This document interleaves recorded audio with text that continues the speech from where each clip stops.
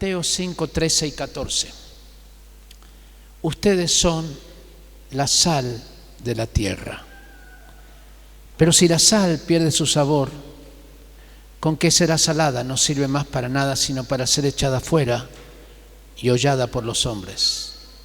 Ustedes son la luz del mundo. Una ciudad asentada sobre un monte no se puede esconder, ni se coloca la luz debajo del almud, sino en el candelero para que alumbre a todos los que están en la casa. Así alumbre vuestra luz delante de los hombres. Esto es lo que el Señor nos mandó. ¿Hasta dónde podemos ser sal? No lo sabemos. ¿Hasta dónde podemos ser luz en medio de las tinieblas? No lo sabemos. Pero tenemos un mandato, ser sal y luz. Mateo 28, 19 y 20 dice: por tanto, id y haced discípulos a todas las naciones, bautizándolos en el nombre del Padre, del Hijo y del Espíritu Santo, enseñándoles, mire lo que dice, enseñándoles que guarden todas las cosas que yo os he mandado, y aquí yo estoy con vosotros todos los días hasta el fin. Cuando Jesús vino al mundo, Él tuvo este mensaje: arrepentíos, porque el reino de los cielos se ha acercado. Esto quería decir que el reino de Dios, donde hay un rey, se había acercado. Esto ocurrió verdaderamente en la historia. El mundo dejó de ser igual cuando Jesús entró en la historia. Ocurrió un cambio increíble que lo iremos viendo en detalle. Y ese cambio, Él dijo que el reino de los cielos se había acercado. ¿Qué es un reino? Hay un rey y hay leyes.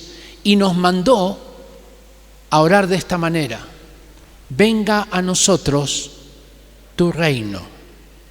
Venga a nosotros, es decir, el reino de los cielos venga a nosotros, venga a la tierra. ¿Qué significa eso? Hágase tu voluntad, como en el cielo, así también en la tierra. Nosotros no estamos llamados solamente a salvar almas, estamos llamados a que los principios de Dios que hay en el cielo bajen a la tierra. Comencemos a vivir esos principios en todas las áreas de la sociedad. Por lo tanto, vamos a tener que enseñar cuáles son esos principios, no en la iglesia, sino en todas las áreas de la sociedad. ¿Cuáles son los principios de Dios en la educación? ¿Cuáles son los principios de Dios en política? Ahora que estamos al borde de las elecciones, uno de los principios es ir a votar, ¿ya? Participar. ¿Cuáles son los principios de Dios en el área de la educación, en el área del arte, en el área de la salud? Es decir, que no solamente somos llamados a salvar almas, sino a producir un cambio cultural, un cambio de ideas, porque son las ideas las que gobiernan una sociedad. Por eso se habla de ideologías. ¿Qué son ideologías? Ideas. Ideas que te llevan a pensar de una manera, y hoy se habla de ideología de género, se habla de la cultura woke, ¿ya? Se habla de una cantidad de cosas que implican ideas. Jesús cambió las ideas, produjo un cambio fuerte en las ideas. Esto yo lo hablé alguna vez con ustedes. Cuando la idea principal era que uno tenía que amar al prójimo, pero aborrecer al enemigo, Jesús cambió esta idea y dijo: ahora lo que quiero es que amen a sus enemigos. Si usted entiende lo que Él está diciendo, es un cambio de ideas. Antes era amar al prójimo, pero aborrecer al enemigo. Ahora el cambio de ideas es: hay que amar al enemigo. Entiende que se está produciendo un cambio cultural. En la estructura mental se produce un cambio, una transformación. Jesús sanaba los días sábados, ¿recuerda? Eso era un cambio cultural, porque el sábado no se podía hacer nada y Jesús sanaba el sábado. Y cuando le preguntaron por qué sana el sábado, Él dijo: porque si a ustedes se les cae un animal en un pozo, lo sacan el sábado, no esperan otro día porque al otro día se murió. yo hago el bien también el día sábado. Comía con los pecadores, lo cual era otro cambio cultural, porque se supone que los justos comían con los justos. Y si este era el Hijo de Dios, ¿cómo va a comer con los pecadores? Y Jesús comía con los publicanos, con los pecadores. Y cuando le preguntaron, ¿por qué haces esto? Él dijo, porque yo vine a salvar lo que se había perdido. Porque los sanos no tienen necesidad de médicos, sino los enfermos. ¿Entiende? Está produciendo un cambio en la idea, en las ideas. Jesús dijo que de los niños era el reino de los cielos, cuando en ese tiempo los niños no valían nada.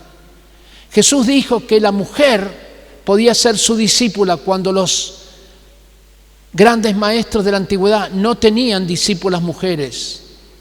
Jesús sí las tuvo. Lucas capítulo 8, Susana, Juana, María de Betania, María Magdalena, Marta de Betania, y dice, y muchas otras que le seguían, muchas otras. Eso era completamente revolucionario, que un maestro tuviera discípulas mujeres, porque la mujer no valía nada.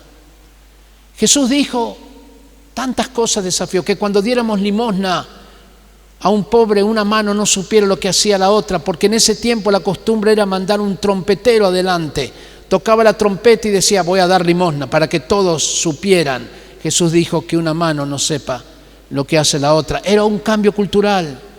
Dijo que cuando oráramos no hiciéramos grandes salutaciones, ni lo hiciéramos en las plazas donde todos nos vieran, sino en la intimidad con Dios. Era un cambio cultural. Y dijo también que cuando ayunáramos, nos laváramos la cara, que no mostráramos a todos que estábamos ayunando. Dijo que lo que entra por la boca no contamina al hombre, sino lo que sale de la boca, porque los judíos pensaban que había que lavarse muchas veces las manos para ser más santos. Y Jesús le dijo, no se trata de lavarse las manos, se trata de lavar el corazón. Era un cambio cultural, era un cambio de ideas, tremendo. Y cuando Jesús ascendió a los cielos, entonces los cristianos siguieron en este cambio cultural. El Imperio Romano decía que a los niños que nacían débiles y deformes había que matarlos. Y entonces los cristianos, un cristiano que se llamaba Benigno, la manera de matar a los niños era ahogándolos o dejándolos en el campo para que las bestias los mataran. Y entonces los cristianos salían al campo. Había uno de ellos que se llamaba Benigno, que recogió y salvó la vida de muchos niños. Y el César de Roma lo condenó a muerte, porque esto iba en contra de la ley romana. A esos niños había que matarlos. Pero los cristianos continuaron peleando. En el año 374 cambiaron la ley. Y la nueva ley decía que cualquiera que matara a un niño, cualquiera fuera su condición, sería culpable del crimen de infanticidio. Y esa ley produjo un cambio en toda la humanidad, porque se traspasó del Imperio Romano a las naciones europeas, de las naciones europeas a nuestras naciones y aún a las naciones de Oriente. Y si hoy en Chile se respeta la vida del nacido, no importa si tiene síndrome de Down, si nació sordo, si es débil, es porque en el año 374 un grupo de cristianos cambió la ley y produjo un cambio cultural. ¿Me explico? Los cristianos de aquel tiempo cantaban como estas canciones que cantamos hoy. Hablaban de la segunda venida de Cristo, que creían que Cristo venía pronto, y sin embargo, eso no fue excusa para no hacer un cambio en la sociedad. Fueron los cristianos los que terminaron con la esclavitud. Los romanos y los griegos practicaban la esclavitud y pensaban que esto era normal, pero el apóstol Pablo dijo que en Cristo Jesús no hay esclavo ni libre.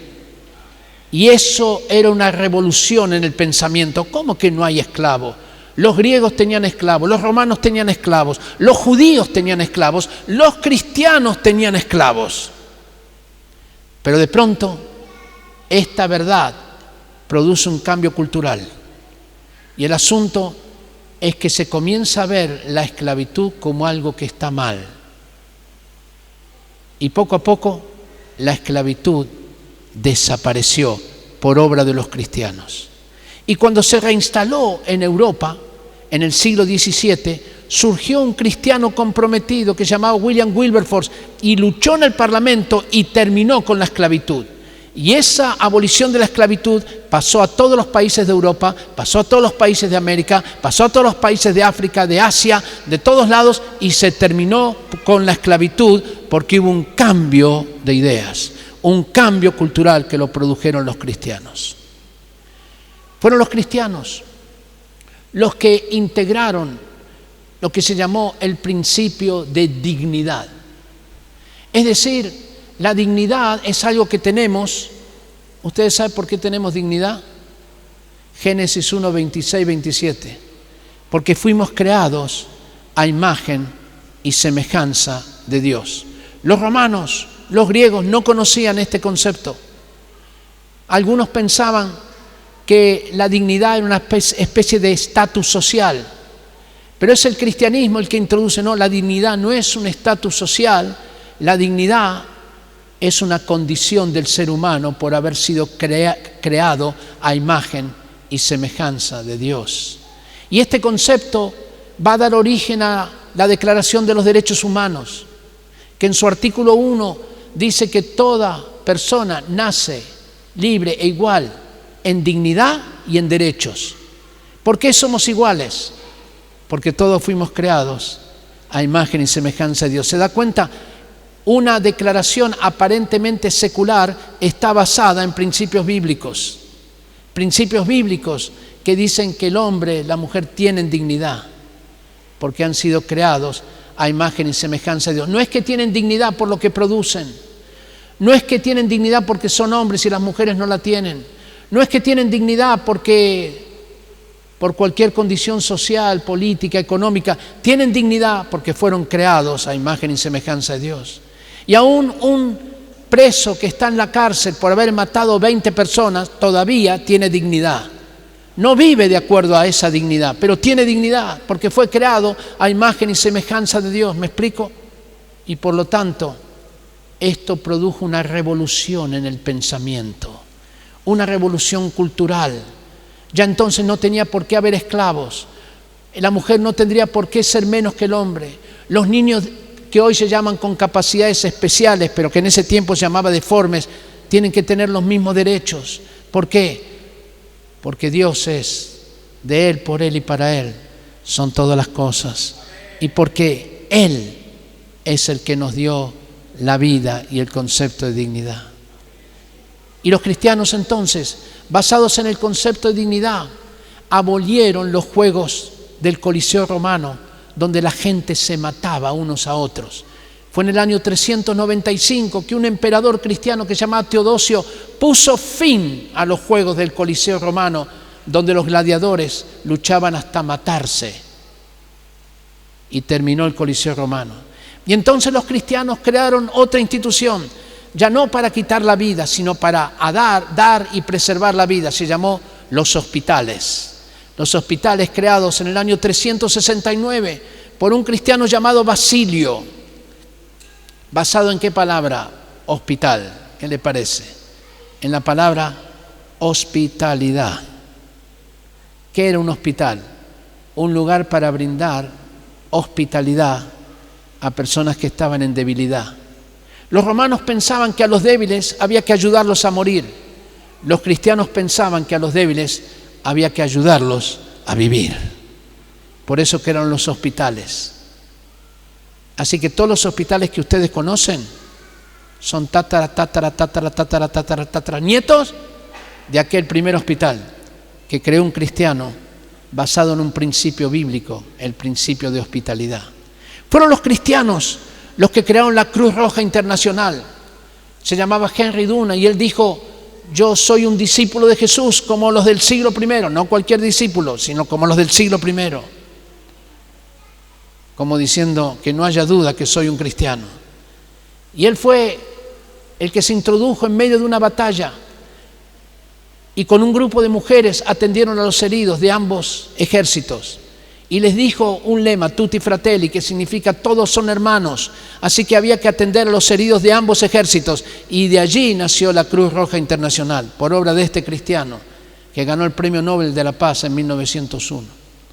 Fueron los cristianos los que van a crear los preescolares. Fueron los cristianos los que crearon las universidades. Fueron los cristianos los que crearon la educación sostenida por impuestos públicos. Fueron los cristianos los que crearon la educación universal, que la educación fuera para todos. Fueron los cristianos los que crearon las primeras escuelas para mujeres. Fueron los cristianos los que crearon el sistema de señas para los sordos. Fueron los cristianos los que crearon el sistema braille de lectura para ciegos. Era un cristiano, un chico que se clavó un punzón en su ojo izquierdo y al poco tiempo tuvo un virus en su ojo derecho y quedó completamente ciego. Creció como un hombre consagrado al Señor y antes de morir estas fueron sus palabras: gracias, Señor, que me has permitido, me has dado el propósito en la vida de crear el sistema de lectura para ciegos. Un hombre de Dios, Louis Braille, que entendía cuál era el propósito que tenía en su vida. Entonces, les he dado esta pequeña introducción para ir a algo mucho más profundo que esto. Queridos amados, el Evangelio no solamente tendrá que ser individual, sino tendrá que apuntar a cambiar estructuras injustas. Voy a decirlo otra vez. El cristianismo no solamente tendrá que producir cambios individuales. Hemos sido bastante buenos en esto. Muchos de los que están aquí a lo mejor tenían conductas y el Señor cambió sus conductas. Tenían vicios y el Señor les liberó de vicios. Tenían problemas de carácter familiar y el Señor les liberó de eso. Y esto es tremendo, el cambio de conductas. Pero hay que avanzar más que eso. Hay que ir a cambios de estructuras, a crear nuevas instituciones, a cambiar las leyes. Muy importante. Déjenme ponerles un par de ejemplos. Cuando este señor que les comenté antes, Benigno, él salía a buscar a esos niños que iban a ser asesinados. ¿Ya? ¿Me van siguiendo aquí? Salía a buscar los niños. Recuerdan que les dije esto, ¿no? ¿Cuántos niños habrá salvado Benigno? ¿50? ¿100? ¿500? ¿Sí? Vamos a poner que fueron 500 antes que lo mataran. Pero cuando los cristianos cambiaron la ley en el año 374 y la nueva ley decía que no se podía matar a ningún niño que naciera débil o deforme, como se le llamaba, ¿a cuántos niños salvaron? A millones hasta hoy. ¿Me explico a dónde voy? No era solamente salvar individuos, era cambiar estructuras, producir cambio en las leyes, producir cambio en las instituciones. Y quiero decirles que creo que Dios está llamando a personas a estar en posiciones de autoridad en las diferentes áreas de la sociedad. Levantar artistas destacados que sean líderes en el área de arte. Levantar personas que son entendidos en la inteligencia artificial para que sean líderes y lleven los principios de Dios a ese lugar. Que va a levantar personas con capacidades en el área de educación para que lideren en el área de educación y cambien el concepto de educación. Tendrá que levantar líderes políticos, porque los políticos son los que tienen que ver con las leyes y los cambios fundamentales. Y hemos tenido una reserva sobre esto. No, los políticos, la política es tan sucia, debe ser del diablo. No, la política es sucia y necesita un detergente de Dios. Que gente se meta en la política, pero que antes de meterse en política tenga una vida de oración, dependiendo del Espíritu Santo, y un fuerte contenido bíblico. Porque si no, será un cristiano en la iglesia, pero en la política será igual que los demás. ¿Me explico? Y eso no produce ningún cambio. Por lo tanto, cuando hablamos de evangelizar las ideas, por ejemplo, en el área de la educación, no estamos solamente diciendo que hay que transformar y llevar a Cristo a los profesores, a los alumnos, a los apoderados, a los directores de escuela. Todo eso hay que hacerlo porque es muy importante. Pero estamos hablando evangelizar el concepto mismo de educación. Hay que cambiar el concepto de educación, porque el concepto de educación o de política o de economía que tenemos hoy lo aprendimos en universidades humanistas, ateas. Y por lo tanto tendremos que reformular toda nuestra manera de ver el pensamiento, toda nuestra manera de ver lo que es la evangelización. ¿Cómo se transforma una nación? Por eso ayer empezamos hablando de altos estándares, ¿recuerdan? Levantamos una nación con corazones cambiados, número 1. ¿Tu corazón ha sido cambiado? ¿Estás diciendo, Señor, dame altos estándares en buscarte a ti, en rechazar el pecado, en el área del dinero, en el área de la palabra, en el área de la responsabilidad? ¿Soy un buen cristiano en esto? Sin eso no se puede cambiar una nación. Corazones cambiados son requisito fundamental para cambiar una nación. El Che Guevara decía, a través del cambio de estructuras crearemos un hombre nuevo. Buena suerte, nunca lo logró, ni se va a lograr eso, porque primero hay que cambiar al individuo, al ser humano. Pero el cambio del individuo no es suficiente para transformar una nación, es requisito. No se puede hacer sin eso. Es como no puedes ir a la universidad si no tienes la enseñanza primaria. La enseñanza primaria es esencial, pero no te puedes quedar en la enseñanza primaria. Tienes que seguir yendo a la enseñanza media y, si Dios te permite, ir a la universidad, lo que sea. Pero se necesita, es requisito, pero hay que ir más allá. Hay que ir más allá. Hay que cambiar estructuras. Cuando este señor Basilio, él ayudó a muchos enfermos. ¿A cuántos habrá ayudado? ¿A 100? ¿A 200? ¿A 500? Pero cuando él creó los hospitales, ¿a cuántos ayudó? A millones. ¿Me explico? Y no solamente los ayudó en aquel tiempo, sino los ayudó hasta hoy y seguirá ayudando a cantidad de personas. Florence Nightingale, que fue la que creó la carrera de enfermería, ella ayudaba a muchas personas en la guerra de Crimea, a muchos enfermos. ¿Habrá ayudado a cuántos? ¿A 100? ¿A 200? ¿A 500? Pero cuando creó la carrera de enfermería, ¿a cuántos ayudó? A millones. ¿Entienden a dónde voy? Tenemos que elevar nuestra vista para no solamente ver el árbol, sino que hay que ver el bosque. El bosque es una visión global, una visión donde Dios está diciendo, hay que transformar Chile para Cristo. Hay que producir un cambio individual y estructural. Hay que producir un cambio en el arte, en la educación, en la salud, en la política. ¿Por qué es tan importante la política? En primer lugar, si usted ve en la Biblia, cuando había un rey bueno, el rey orientaba a la gente a seguir a Dios. Por ejemplo, Ezequías destruyó todos los altares, todo, y llevó a la gente a adorar a Dios. El líder político es muy importante, tiene mucha influencia.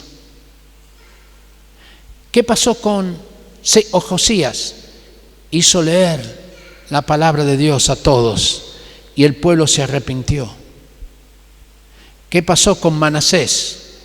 Hizo lo malo ante los ojos de Dios y llevó a toda la gente. Llegaron a tal punto de maldad que sacrificaban a sus hijos, los hacían pasar por el fuego, los mataban, cosa que Dios nunca les ordenó que hicieran. Y se enojó el Señor, pero un líder fue el que los llevó hacia eso. ¿Entiende la importancia que tienen los líderes políticos? ¿Ya? Así que si hay alguno que tiene una visión de entrar en política, buena cosa desea, pero entienda dónde se va a meter. Se va a meter en el área más difícil, donde va a haber mucha guerra espiritual y hay que prepararse espiritualmente, bíblicamente, ¿no es cierto? Pero no es solamente la política. Dios quiere que levantemos líderes en cada área, líderes del arte, líderes de la educación, líderes de las comunicaciones. Déjeme explicarle esto porque es tan importante. Todas estas ideologías que están surgiendo, que van contra Dios, ¿usted cree que son obra de la casualidad? ¿Que surgieron por surgir? No. En los años 30, 1930 en adelante, surgió un señor que se llamaba Gramsci. Y este señor era comunista, ¿ok? Y él dijo lo siguiente: hay que cambiar el concepto de sentido común. Hay que, él usó la palabra transgredir. Es decir, tenemos un sentido común, por ejemplo, que el hombre que nace hombre es hombre. Sentido común, ¿no? Ahora hay que cambiarlo. El hombre que nace hombre puede ser mujer. Se cambia el concepto de sentido común, ¿ya? El matrimonio es entre un hombre y una mujer. Bueno, ahora cambiamos el sentido común. Puede ser entre dos hombres, dos mujeres, dos hombres, dos mujeres, dos hombres con un bebé, una cosa, con un animal. Y eso, poco a poco, se podría transformar en sentido común. ¿Me explico? Porque cuando hablamos de sentido común, ¿sabe qué significa sentido común en nuestras naciones? ¿Sabe lo que significa? Principios bíblicos. Es el sentido común, porque nuestra sociedad fue formada en base a principios bíblicos. ¿Qué es el matrimonio? Lo que la Biblia dice que es matrimonio, ¿ya? ¿Qué el cuidado de los niños? Lo que la Biblia dice. La ayuda a los niños que nacen con incapacidad, lo que la Biblia dice. El concepto de dignidad, lo que la Biblia dice. El concepto del valor de la vida, lo que la Biblia dice. El concepto de misericordia, lo que la Biblia dice. Todos esos conceptos no salieron de la nada. Fueron principios bíblicos que a través de los siglos los cristianos fueron permeando la sociedad. Y un día dijimos, no nos metamos en eso. ¿No es cierto? Nosotros somos muy santos para meternos en política. Somos muy santos para meternos en educación. La educación es una cosa, la religión es otra. El arte, somos muy santos para meternos en el arte, todo mundano, todo. Negocios, los negocios, avaricia, ¿por qué nos vamos a meter? Y fuimos dejando cada área de la sociedad. Y alguien la ocupó. La ocuparon los humanistas ateos. ¿Y sabe qué nos dijeron? Lo que me dijo una diputada a mí cuando estuve en el Congreso. Ustedes encárguense de las cosas del cielo, que nosotros nos encargamos de las cosas de la tierra. No te imaginas lo que quise decirle, que no le dije.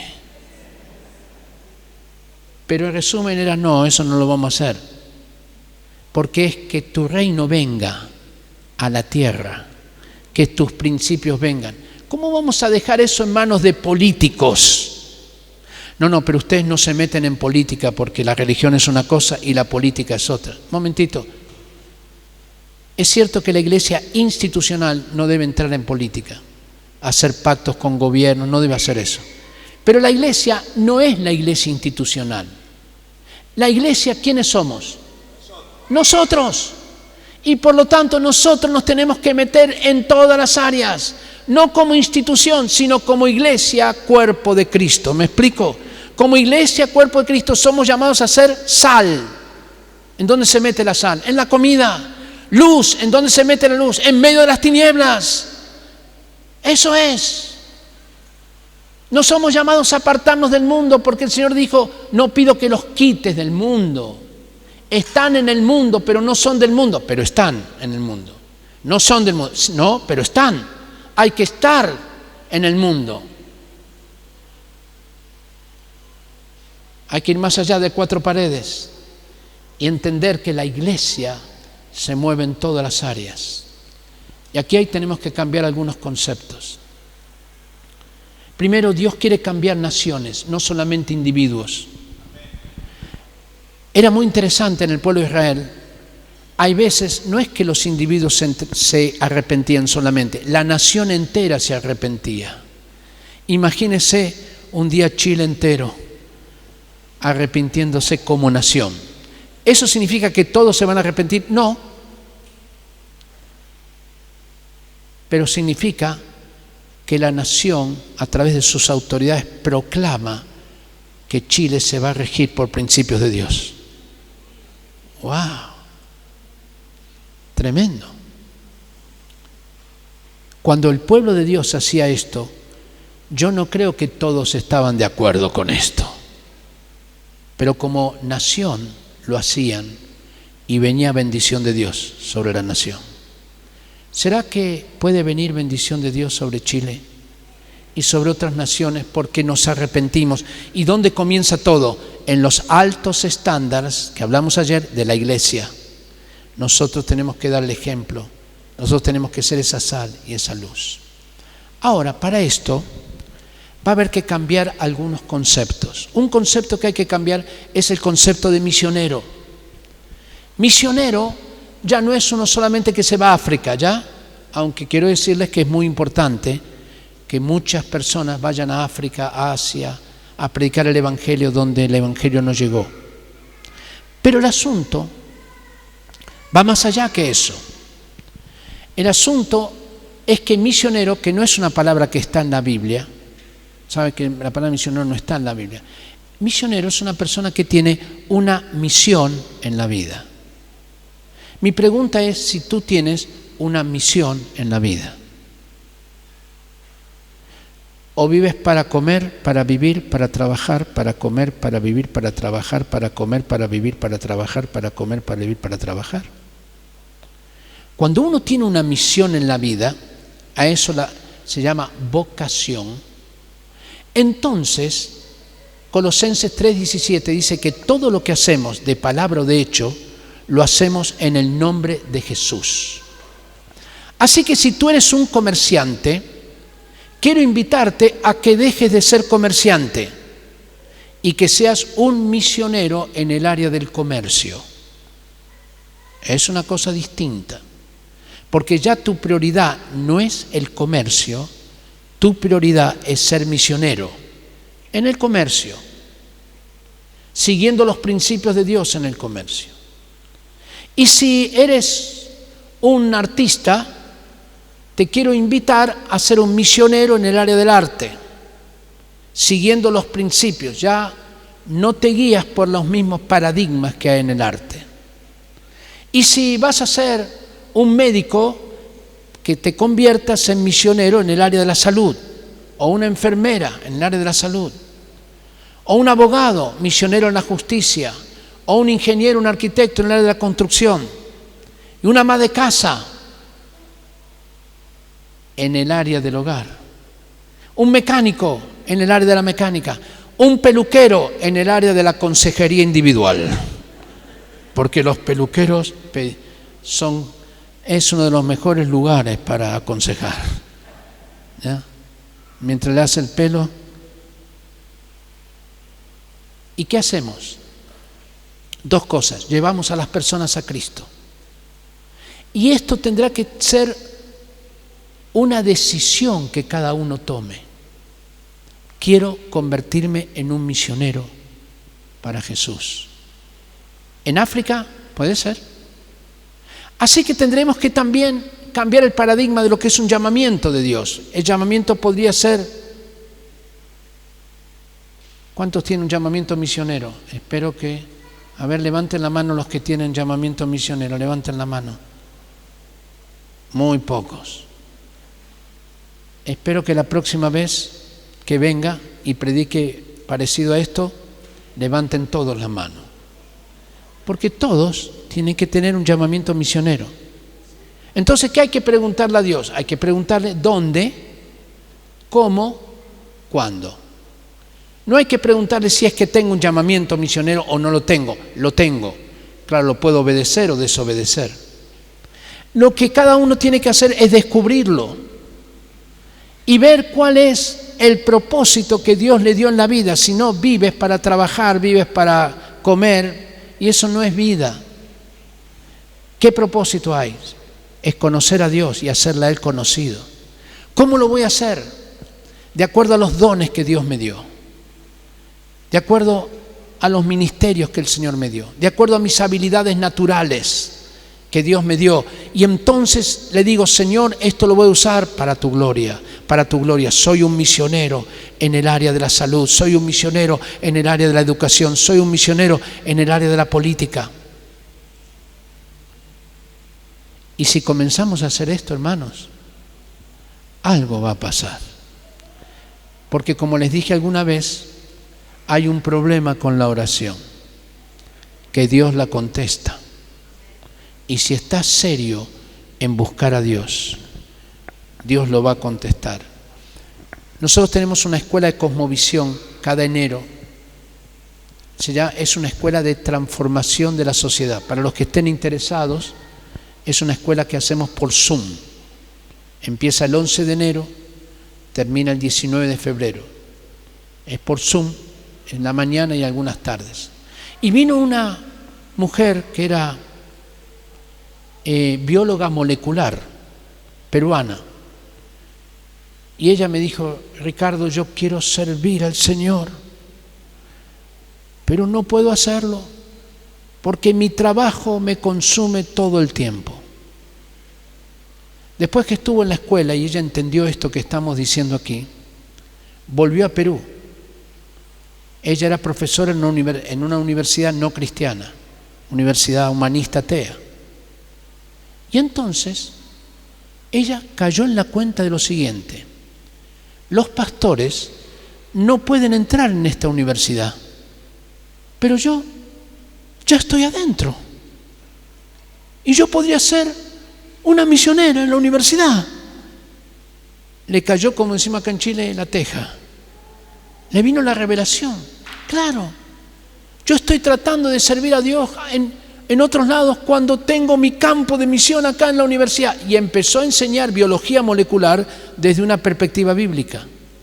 Y cuando enseñaba biología molecular, les enseñaba a los alumnos cómo se forma una célula. Y los alumnos veían que había tan perfección en la célula. Y ella les preguntaba, ¿esto pudo ocurrir por casualidad o porque hubo un diseñador? Y todos los alumnos no cristianos gritaban, diseño, profesora, diseño. Y cuando hablas de diseño, tienes que hablar de quién lo diseñó. Así que los chicos comenzaban a entregarse a Dios, por lo menos a entender que había un Dios que existía. ¿Se da cuenta?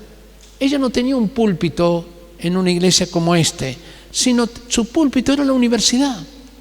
Y comenzó a producir un cambio, no solamente en los alumnos, sino en la manera de enseñar.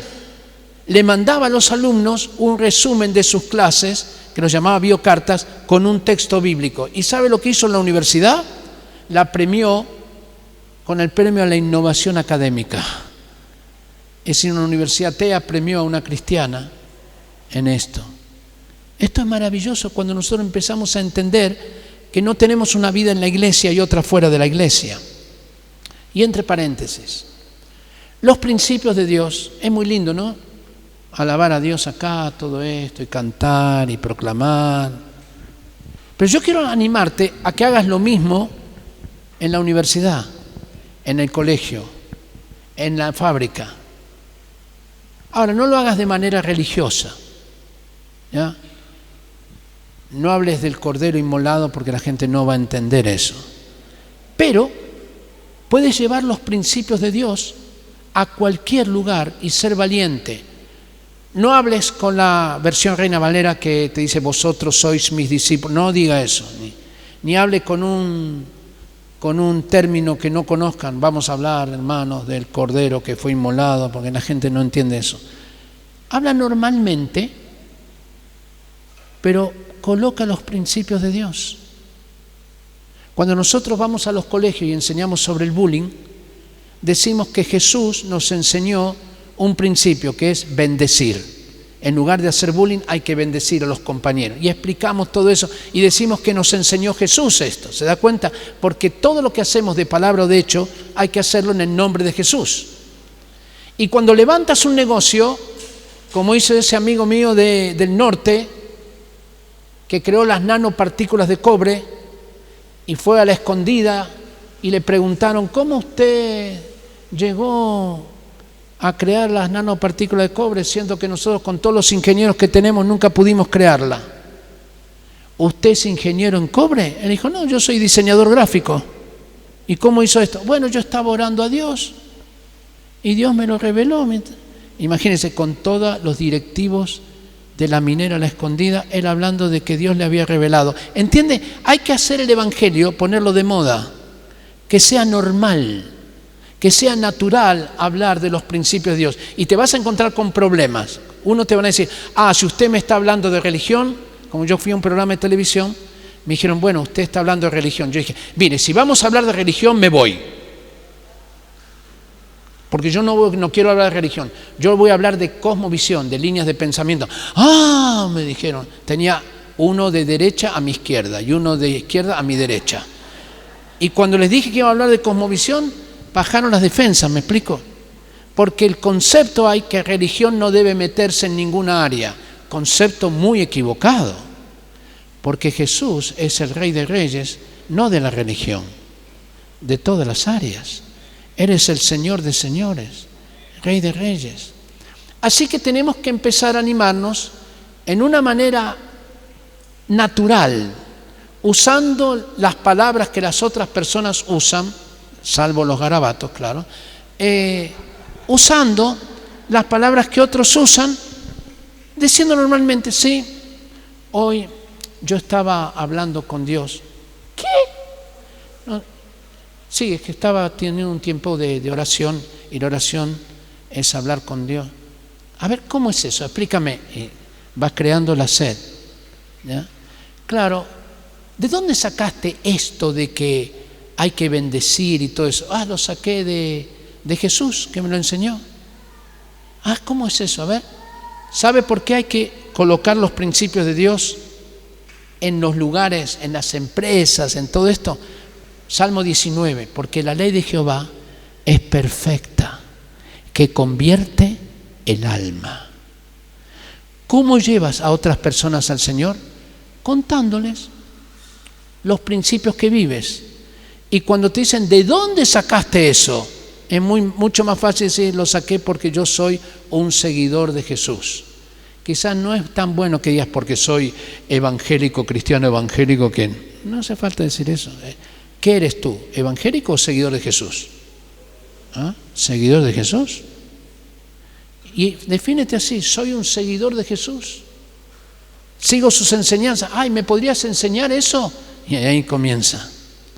¿Cómo son las enseñanzas de Jesús? Bueno, Él dice que hay que amar al prójimo y al enemigo. Dice que hay que perdonar. Y empezamos. ¿Y dónde lo encuentras? Bueno, lo encuentro en la Biblia. Podemos, si quieres, empezamos un estudio con la Biblia.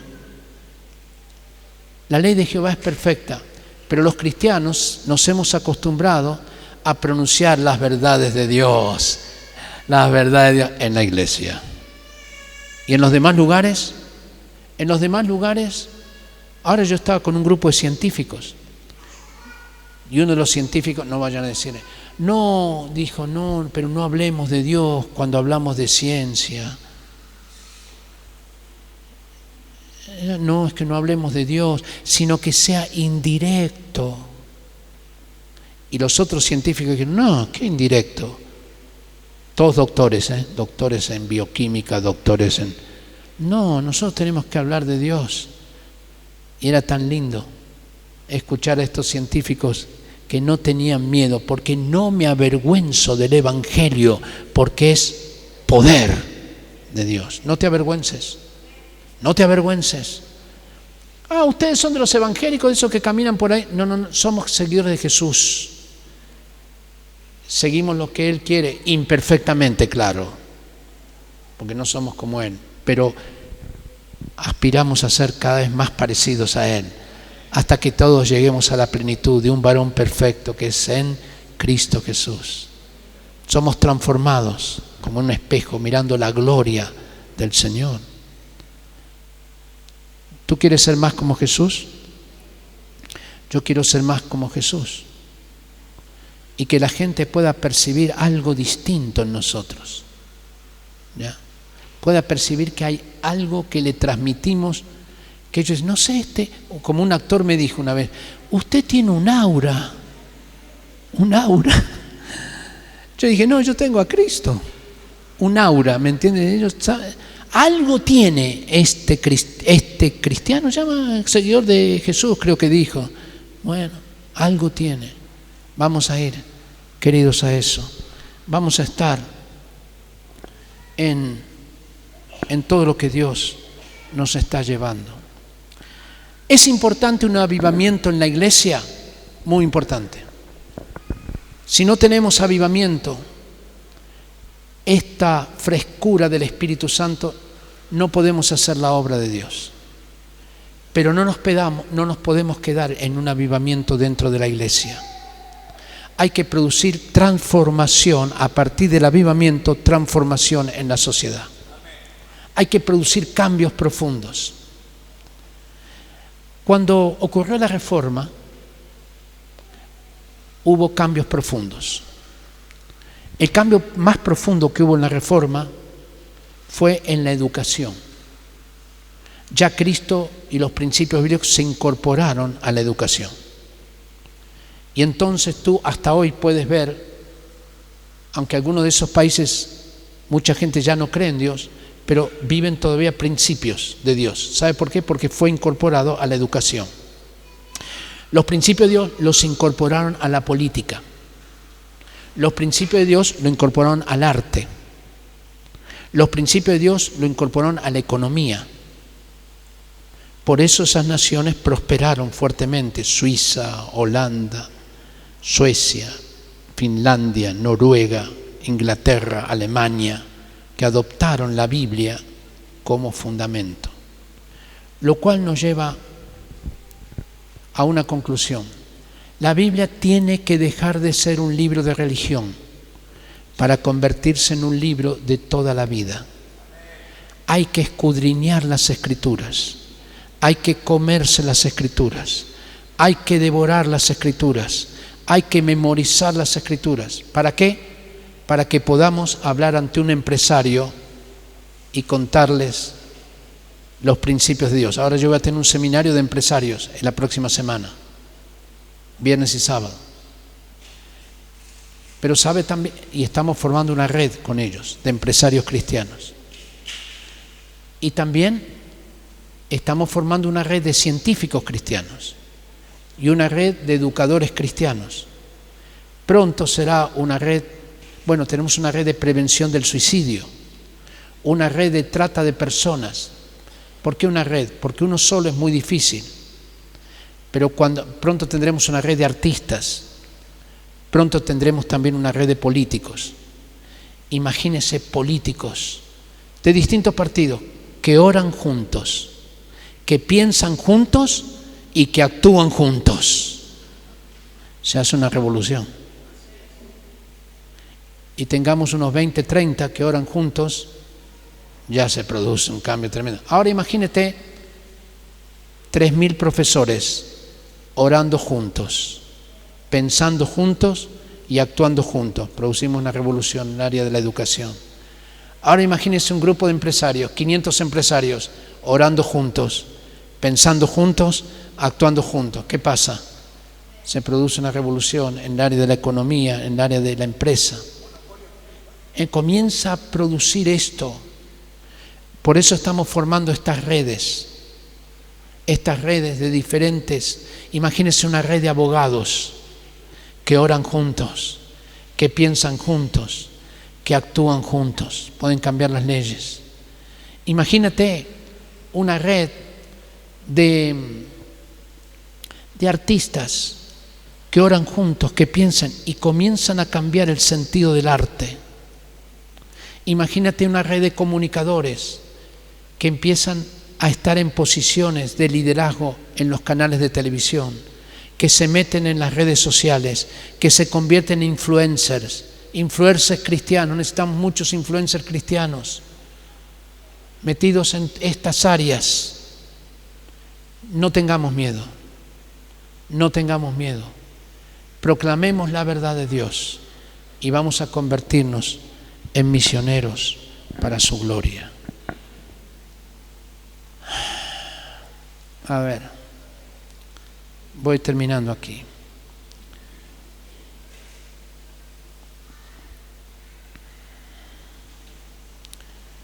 Les conté cómo fue en el tiempo de la Reforma. Un avivamiento en la iglesia produjo automáticamente una transformación en la sociedad. ¿Por qué? Porque la religión estaba metida en todas las áreas de la sociedad. Pero hoy no es así. Hoy la iglesia está muy aparte de la sociedad. Entonces, un avivamiento en la iglesia no va a producir automáticamente un cambio en la sociedad, sino vamos a tener que tener focos de avivamiento. Imagínense un avivamiento en una universidad. ¡Wow! Eso produce transformación en la universidad. Un avivamiento en un banco. Un avivamiento en una fábrica. ¿Me entiende? No estoy hablando de un avivamiento en la iglesia. ¿No estoy hablando de un avivamiento en la iglesia? Sí estoy hablando de un avivamiento en la iglesia, porque la iglesia somos nosotros. Y si tú estás trabajando en un banco o estás trabajando en una fábrica, tú eres la iglesia. Y Dios empieza a usarte para producir un avivamiento y una transformación en esa fábrica, en ese banco, en esa universidad, en ese colegio secundario. Necesitamos levantar una red de estudiantes secundarios. ¿Cuántos estudiantes de enseñanza media acá? ¿Cuántos hay? A ver, poquitos, ¿no? A ver cuántos, levanten la mano bien alto para ver cuántos son. 1, 2, por ahí. No hay tantos. Pero son suficientes, porque donde hay 2 o 3 reunidos en su nombre, yo estoy en medio de ellos, ¿ya? ¿Cuántos estudiantes universitarios hay aquí? Levanten la mano. Estudiantes universitarios. Varios, ok. ¿Cuántos profesionales hay acá? ¿Cuántos profesionales? ¿Cuántos técnicos hay acá? Técnicos, ¿cuántos técnicos? ¿Cuántas amas de casa hay acá? Amas de casa con una misión. Tremendo. ¿Cuántos padres hay acá? Padres y madres. ¿Y si nos unimos los padres y madres en una red de familia y decimos con mis hijos no te metas? Y empezamos a orar, pensar y actuar.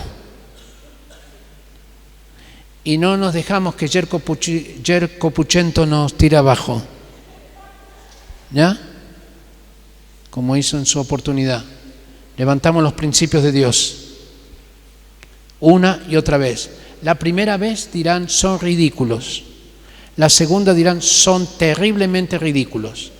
La tercera vez dirán son estúpidamente ridículos. La cuarta vez dice, ¿y si no fueran tan estúpidamente ridículos? La quinta vez dirán, quizás no son ridículos. La quinta, ¿y si a lo mejor tiene razón? ¿Y si cambia el pensamiento?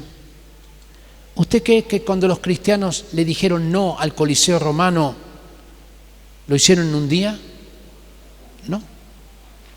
La gente decía, pero ¿cómo nos van a quitar el Coliseo romano, que es donde nos divertimos cuando 2 se matan? Pan y circo. Los demás, pero fueron cambiando el pensamiento hasta que se hizo natural esto.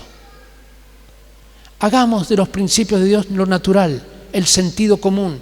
No permitamos que alguien transgreda el sentido común. Volvamos a los principios bíblicos, que son principios de vida, que son principios sencillos, que son principios normales.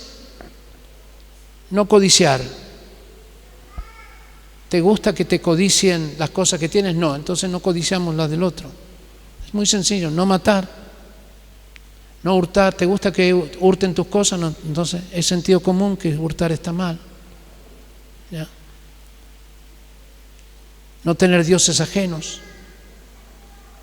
Amar al prójimo como a uno mismo. ¿Te amas a ti mismo? No, no me amo. Entonces, pero si te amas, entonces sí. Bueno, presencia de Dios. Vamos a terminar aquí. Y quiero terminar diciendo la importancia que estemos en lugares de liderazgo. ¿Está bien? La importancia que si el Señor te coloca en un lugar de liderazgo, te pones allí. No digas, no, yo no quiero ser tan soberbio. No, ponte en lugares de liderazgo. En cualquier área. Puede ser en una junta de vecinos. Puede ser en un sindicato. Puede ser en un partido político. Puede ser en el centro de padres del colegio.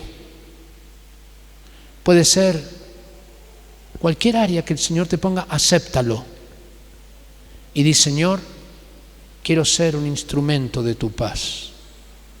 Quiero ser un instrumento de evangelización, un agente de cambio. E influye en esto.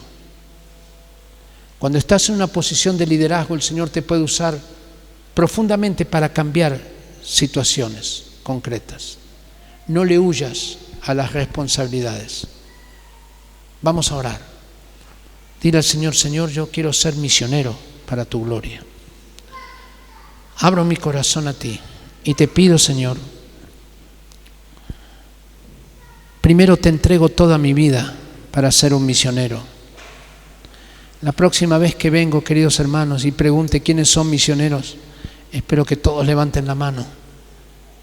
Pero esto no es algo teórico, tiene que haber una entrega completa a Jesús.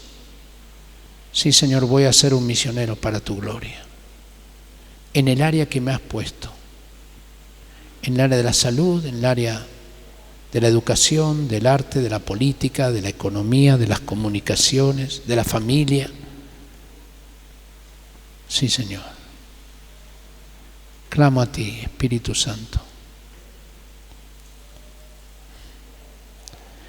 Queridos hermanos, si no cambiamos las ideologías, si no producimos un cambio cultural, estamos perdidos.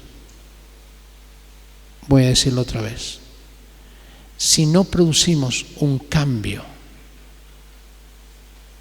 en las ideas, estamos perdidos. Porque nos esforzaremos para dar los principios de Dios en el hogar y en la iglesia. Y cuando nuestros jóvenes lleguen a la universidad, perderán la fe. Varios de ellos, no todos. Vamos a tener que producir cambios profundos. Hagamos que el Evangelio sea lo normal en una sociedad.